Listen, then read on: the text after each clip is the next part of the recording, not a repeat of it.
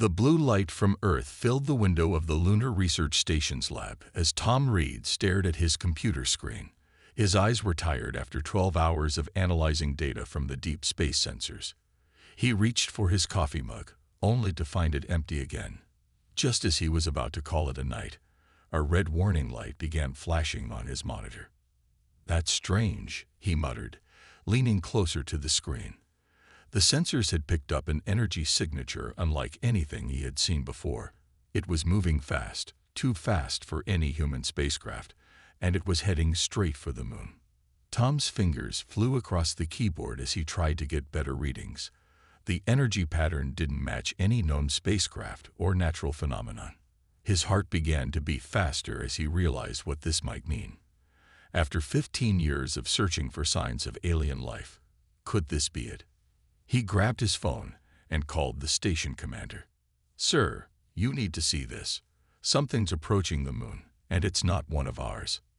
Within minutes, the small lab was crowded with other scientists and security personnel.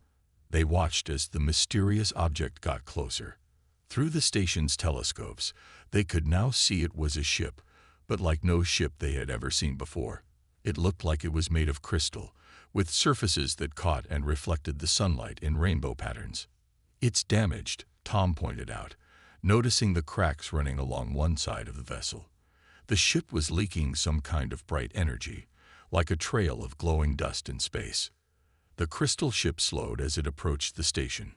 Everyone held their breath, wondering if this was first contact or a threat. The security team had their weapons ready, but Tom couldn't shake the feeling that whoever was in that ship needed help. The ship's pilot sent no messages, but somehow it knew exactly where the station's docking bay was. It moved with grace despite its damaged state, lining up perfectly with the airlock. The docking clamps engaged with a soft thud that echoed through the station. "All non-essential personnel, evacuate to the safe zones," the commander ordered. Tom started to leave with the others, but the commander stopped him. "Not you, Reed. You're our xenobiologist. If there's something alive in there, we need you." They waited as the airlock cycled. The security team formed a half circle around the inner door, weapons raised. Tom stood behind them, his heart pounding so hard he could hear it in his ears. The door slid open with a hiss. A figure stepped through, and everyone gasped. It looked almost human, but not quite. It was clearly female, with a slender build and graceful movements. But her skin seemed to shift colors like oil on water, reflecting the lights of the station in soft, iridescent patterns. Her hair looked like strands of starlight, floating as if she were underwater despite the station's artificial gravity. Her eyes were the most striking feature, large with pupils that seemed to contain swirling galaxies.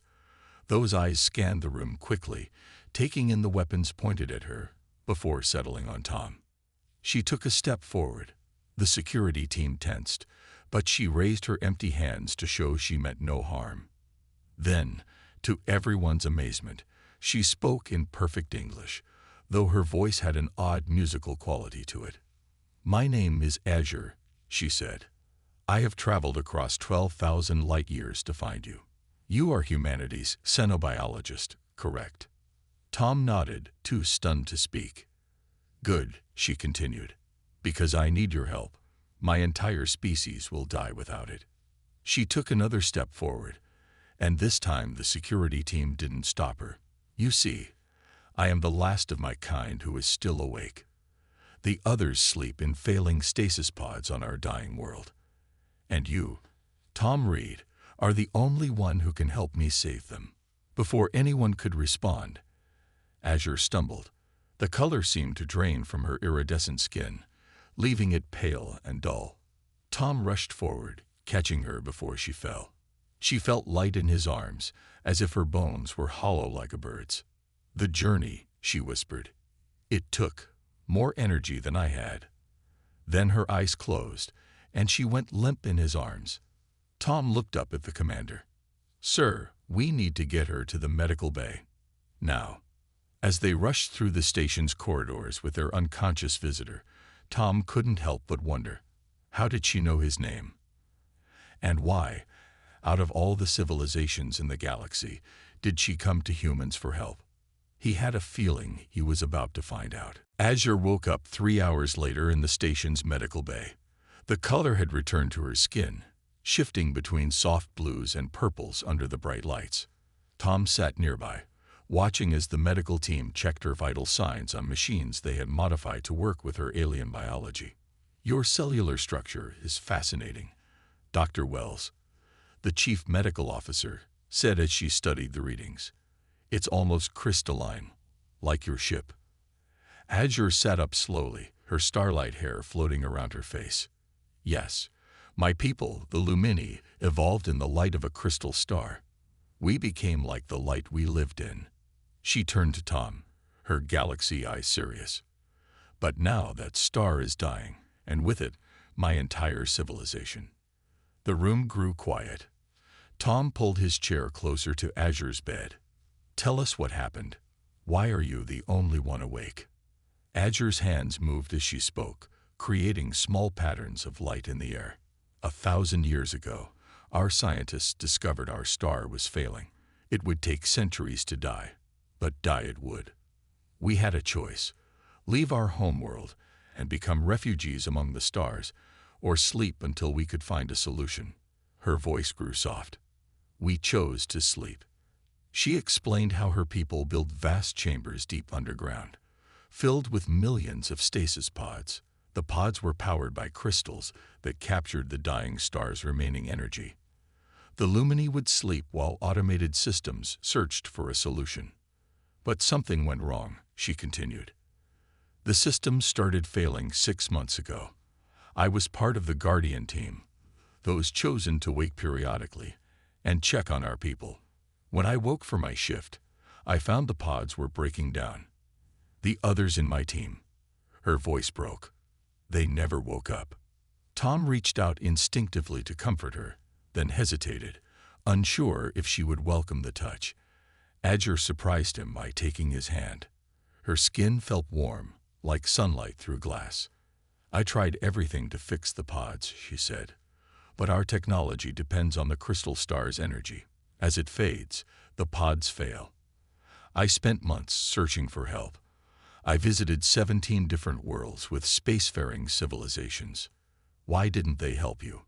Dr. Wells asked. "Fear." Azure's skin darkened to deep purple.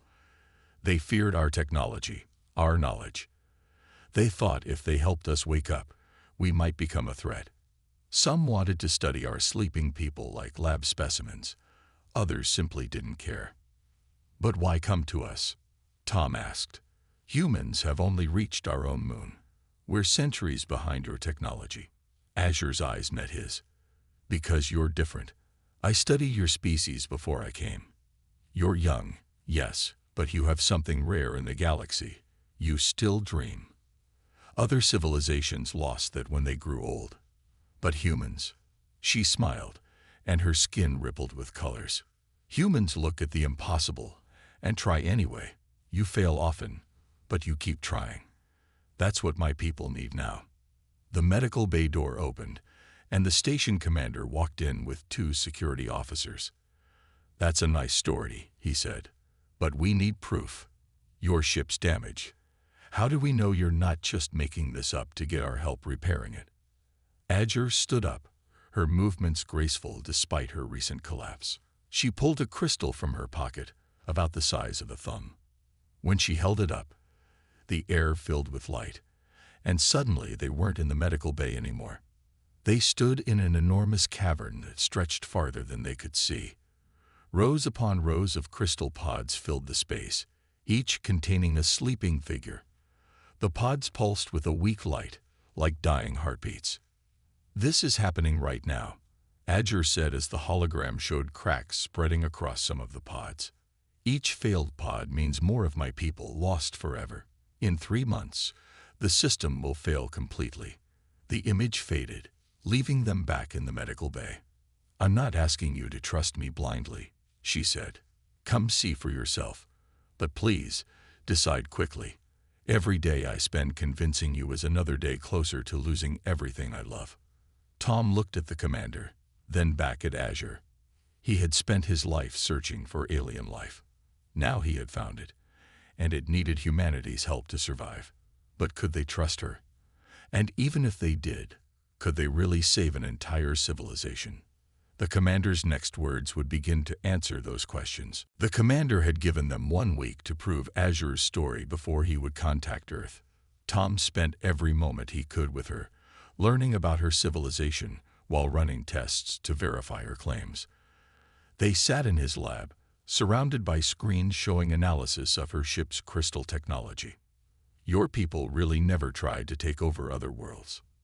Tom asked, looking up from his computer, "even when you knew your star was dying?" Azure stood by the window, watching Earth hang in the black sky. Her skin shimmered with gentle waves of blue and green. "We had the power to do it," she said. "But that would have meant destroying other species' chances to grow, to become what they were meant to be." She turned to him, smiling. "Like you humans." Tom walked over to join her at the window. "Tell me more about your world. What was it like before?" Azure pulled out her crystal and held it up. The lab transformed around them into a vast city made of crystal towers that caught the light of a huge blue star. The buildings weren't arranged in straight lines like human cities, but in spiral patterns that created beautiful shadows and rainbow reflections. "This was my home," Azure said softly. Flying creatures that looked like living streams of light moved between the towers. "We built our cities to be part of the light itself. Every building, every street was designed to catch and reflect our star's energy." Her voice filled with pride. "We didn't just survive in the light. We learned to shape it, to make it dance." The scene changed to show a great hall filled with lumini. They moved in ways that created patterns of light that became music, art, and stories all at once. "This was how we shared our histories," Azure explained. "Not with words, but with light and movement."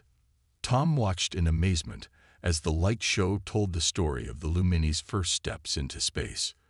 "It's beautiful," he said, "like nothing I've ever seen." The hologram faded, but Azure continued the story. She told him about how her people had explored dozens of star systems, not to conquer, but to learn. They collected stories and songs from young civilizations, preserved the remains of dead ones, and watched new species take their first steps into space. "We were the guardians of stories," she said. "Every civilization we found, even ones that had vanished long ago, we kept their memories alive in our light songs." Tom realized something. "That's why you wouldn't just abandon your world, isn't it? It's not just about saving your people. It's about saving all those stories too." Azure's skin rippled with silver streaks, a sign of emotion. Tom had learned. "Yes, if my people die, we don't just lose our civilization. We lose every story, every song, every memory we've collected across thousands of years and thousands of worlds." She touched the wall of the lab. "Even this moment, right now, I'm recording it in light patterns in my mind. It's how we live, how we remember." Tom watched as small patterns of light danced under her fingertips where she touched the wall. He'd been studying her biology all week, but he was still amazed by how her people had evolved to manipulate light itself. "Some of the station crew are still afraid of you," he said. "They think this could be a trick, that there might be an invasion fleet hiding behind your story." Azure turned to him, her galaxy eyes serious. "Do you believe that?" Tom thought about everything he'd learned about her and her people, how they chose to sleep rather than steal other worlds, how they turned light into stories and kept the memories of lost civilizations alive, how Azure had risked everything to come alone asking for help, instead of coming with weapons and demands.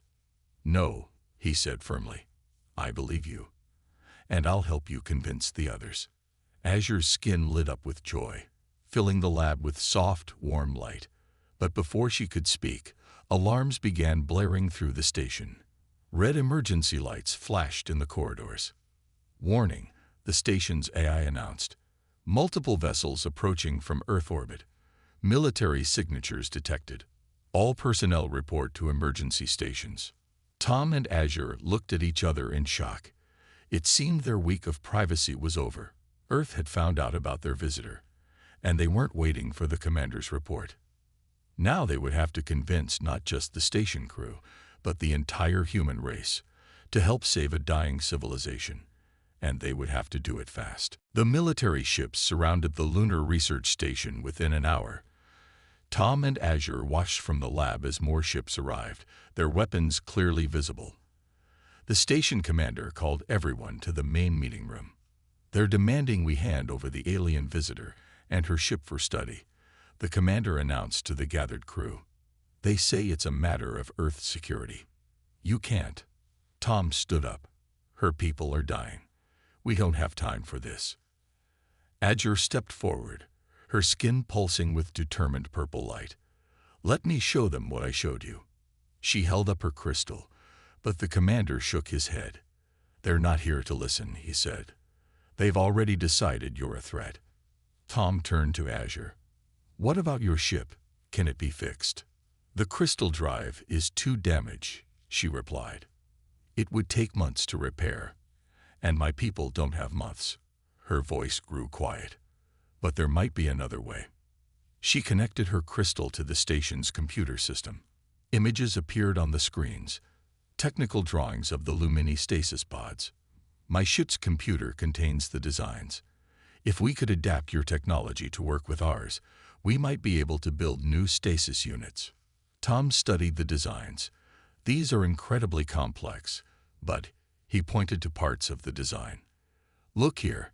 The basic principle isn't too different from our cryogenic systems.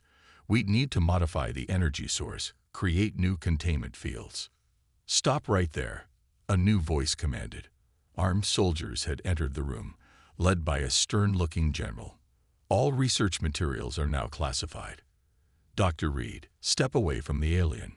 Azure's skin darkened to deep blue. Fear, Tom had learned. But she stood her ground.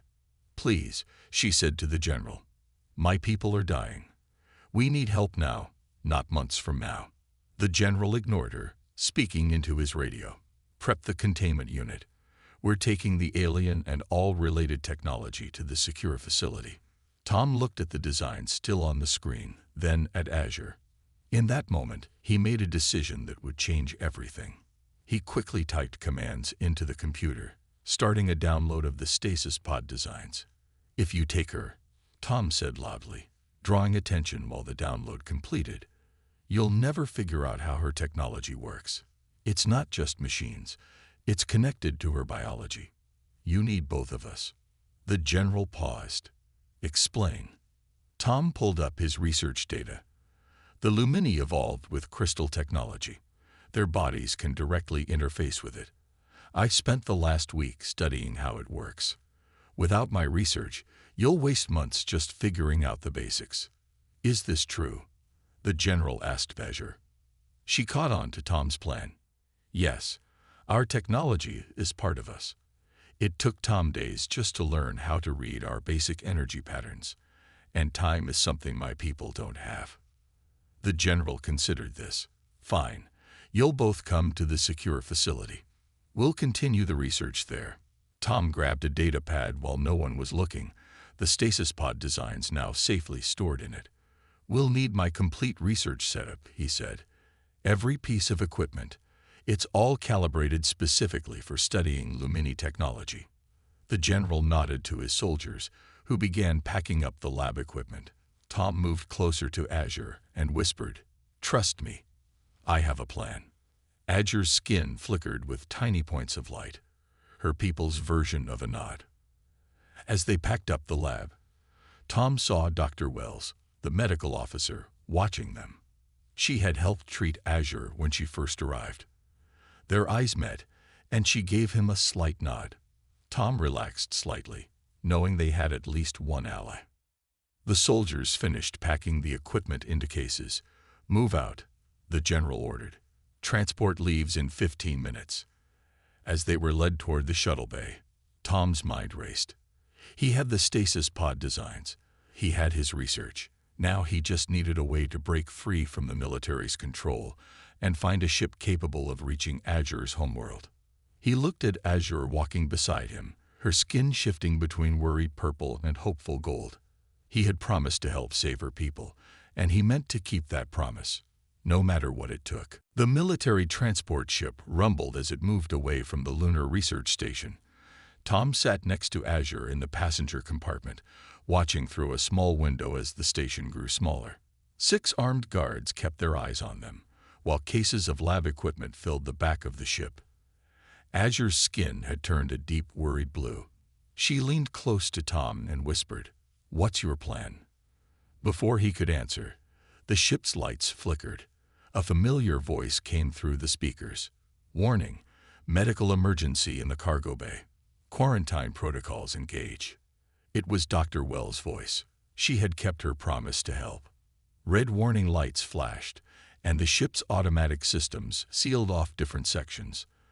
The guards looked around in confusion as emergency barriers slid into place, separating them from their prisoners. "Now." Tom grabbed Azure's hand and pulled her toward the emergency pods. Behind them, they could hear the guards shouting and trying to override the doors. They reached the escape pod section. Tom's hands flew over the controls, preparing for launch. Dr. Wells must have hidden in the cargo section, he explained as he worked. "She's buying us time." Azure touched the pod's control panel. Her skin lit up with concentrated patterns of light, and the system responded instantly to her commands. "I've masked our launch signature," she said. "They won't be able to track us easily." The pod shot away from the transport ship just as alarms began blaring.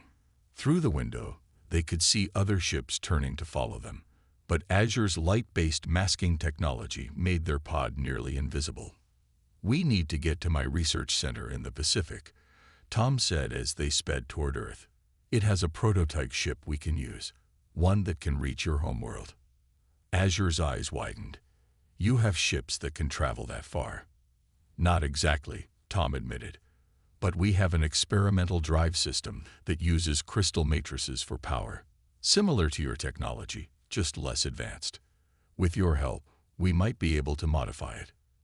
Their pod streaked through Earth's atmosphere, following the course Tom had set. Azure used her abilities to keep them hidden from radar and other tracking systems. Her skin flickered with effort as she maintained the masking field. "There," Tom pointed as they approached a group of buildings on a small island. "That's the research center." They landed on a quiet pad away from the main building. Tom led Azure quickly through back corridors he knew wouldn't be monitored. They reached a large hangar, and Tom activated the lights. In the center stood a ship unlike any human craft Azure had seen before. It was sleek and experimental, with crystals visible in its drive section. "The Aurora Project," Tom explained. "We've been trying to understand crystal-based power for years. Never got it working right. But with your help." Azure walked around the ship, her skin lighting up with excited patterns. "Yes," she said. "The basic design is compatible with my people's technology, with the right modifications." Suddenly, lights flooded the hangar. Alarms blared, and doors slammed shut. Armed security teams rushed in from multiple entrances. "Stop right there," a voice commanded over speakers. "You're surrounded." Tom looked desperately for a way out, but there was none. Then he noticed Azure wasn't afraid. Her skin was glowing with bright, determined patterns. She pulled out her crystal and held it up. "I'm sorry," she said to the security teams. "We don't have time to explain." Light burst from the crystal, filling the hangar with blinding brilliance. When it faded, all the security personnel stood frozen, caught in a field of shimmering energy. "Time bubble," Azure explained quickly, already running to the ship. "It won't last long. Come on." They climbed aboard the Aurora. Azure's hands danced over the controls, interfacing directly with the ship's systems. The crystal drive hummed to life, responding to her touch in ways it never had for human engineers. The hangar roof began to open automatically, responding to Azure's commands. Below, they could see the time bubble starting to fade. They had minutes at most. "Are you sure about this?" Azure asked Tom as the ship's engines powered up. "Once we launch, you'll be considered a traitor." Tom looked at her, Then at the ship's controls lighting up with her power. "I'm sure," he said, "your people need help. And maybe humanity needs to learn there are more important things than fear." The Aurora rose into the night sky, its crystal drive glowing with combined human and Lumini technology. Behind them, the security teams broke free from the time bubble. But it was too late. The ship shot upward, vanishing into the stars with a flash of light that looked almost like hope. The stolen ship Aurora moved through space, faster than any human vessel had ever traveled. Azure stood at the controls, her hands dancing through patterns of light as she guided the modified crystal drive. Tom worked beside her, monitoring the systems they had combined from both their technologies. 3 days, Azure said, her skin glowing with worried purple patterns. "That's all we have left before the first stasis chambers start to fail completely." Tom checked their location on the ship's maps. "We're still 2 days out from your world. Will we make it in time?" "We have to." Azure's skin flickered with determination.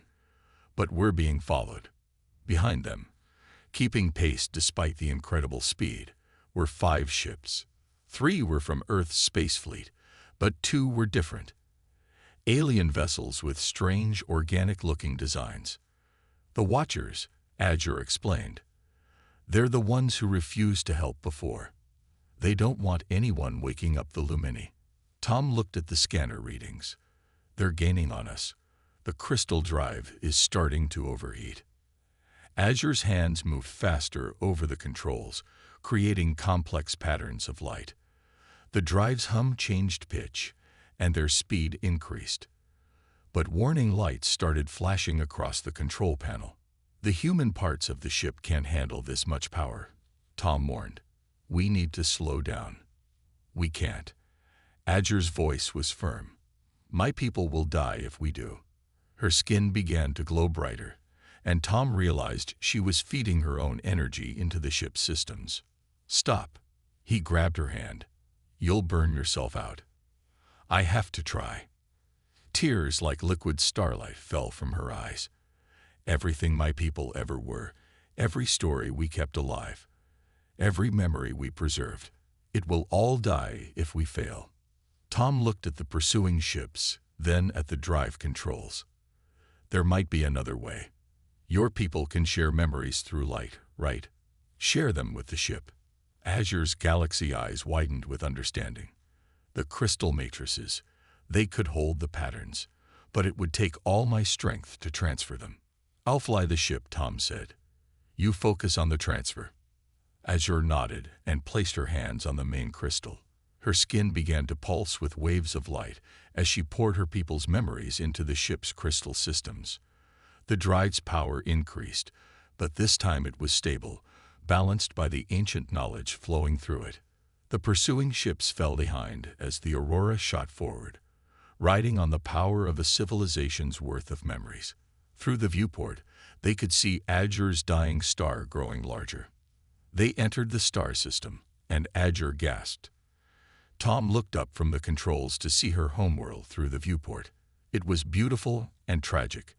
A planet of crystals under a fading blue star, its cities dark and silent. But they weren't alone. Dozens of ships waited in orbit. More watchers gathered to stop them from reaching the surface. "No," Azure whispered, her skin pale with exhaustion from the memory transfer. "We're so close." Tom looked at the ships blocking their path, then at the planet below. He thought about everything Azure had shown him about her people, their art, their stories, their choice to sleep rather than harm others. They deserved to live. He hit the ship's communication system. "This is Dr. Tom Reed of Earth. We're carrying technology that can save the Lumini.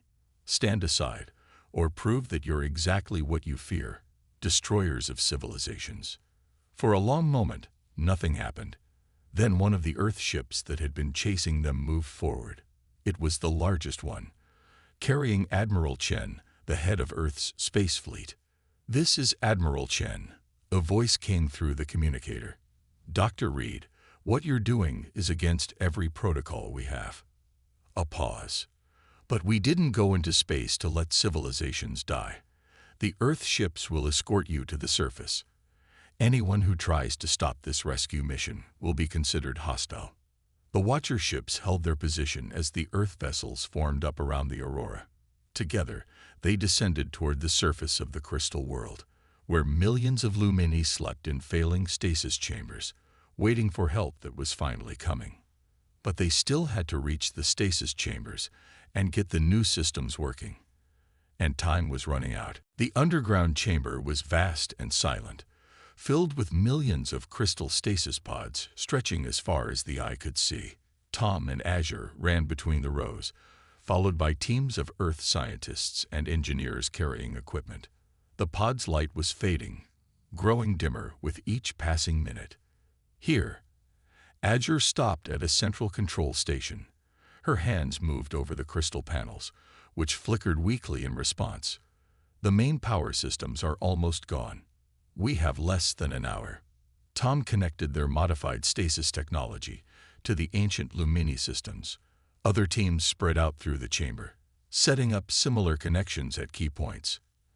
Admiral Chen coordinated the effort from a command station they'd established near the entrance. The first pod is failing, someone shouted from across the chamber. A crystal pod's light was going dark, the figure inside beginning to stir in a way that looked wrong. Azure's skin turned pale with fear. If they wake wrong after so long in stasis, she couldn't finish the sentence. Get the power flowing, Tom ordered through the radio. Now, engineers activated the new power systems. Energy from Earth's generators flowed through circuits designed by both species, converted by crystal matrices into something the ancient pods could use. Light began to pulse through the chamber floor. But it wasn't enough. More pods were starting to fail. It's not working fast enough, Azure said, her voice breaking. The power transfer isn't complete. We're losing them. Tom looked at the dying pods, then at Azure. Your people share power through light, right? Like you did with the ship. She nodded, then understood what he meant. But there are millions of pods. Even if I connected to the system, I'm just one person. I don't have enough energy. You're not alone anymore. Tom took her hand. Around the chamber, the Earth team stopped what they were doing. One by one, they stepped forward, forming a chain of linked hands stretching through the rows of pods. We may not have your abilities, Tom said, but we can still help carry the load. Azure's skin began to glow as she connected to the power system. Light flowed from her into the ancient machinery, but this time she wasn't alone. The human chain conducted the energy, not through light like her people would, but through something just as powerful. Their choice to help, their determination to save a civilization they had only just met. The chamber filled with brilliance as power flowed through the combined human and Lumini technology. The failing pods stabilized. New light pulsed through the crystal floors and walls, steady and strong. Then, in one pod near them, someone opened their eyes. The pod opened with a soft chime. A Lumini scientist sat up, his skin shimmering with confused patterns of light. Azure spoke to him in their language of light and motion. His confusion turned to joy, then amazement as he saw the humans. More pods began to open. The first recovery team had been present to wake once power was restored. Soon dozens of Lumini were awake, their combined light filling the chamber with colors no human had ever seen before. It worked, Tom said, watching as Azure's people began to wake. They're going to live. Azure turned to him, her skin glowing with joy. Yes, and now we can wake the others slowly, safely, over time. She addressed both her people and the humans. Two civilizations working together did what neither could do alone. Admiral Chen stepped forward. The Earth Council has approved an ongoing mission here. We'll help wake your people, and in return, you'll share your knowledge with us. Not your weapons or power systems, but your stories, your art, your understanding of light itself. The awakened Lumini created a pattern of light that filled the chamber, their sign of agreement. They had chosen to sleep rather than conquer, and now they would wake to find not enemies or conquerors, but friends. Tom watched as humans and Lumini began working together, planning the careful revival of a civilization. Azure stood beside him, her hand still in his, their fingers intertwined like their two people's futures. Above them, through the crystal ceiling, they could see Azure's star. It was still dying, but its light seemed brighter now, as if it too knew that its children would live on, their stories and songs preserved, their wisdom carried forward by both species together. "What happens now?" Tom asked. Azure's skin shimmered with all the colors of hope. "Now," she said, "we write a new story. Together." Around them, the chamber pulsed with light from millions of pods, each one containing a life that would continue, a story that would be told, a future that would unfold in ways neither species could have imagined before they found each other.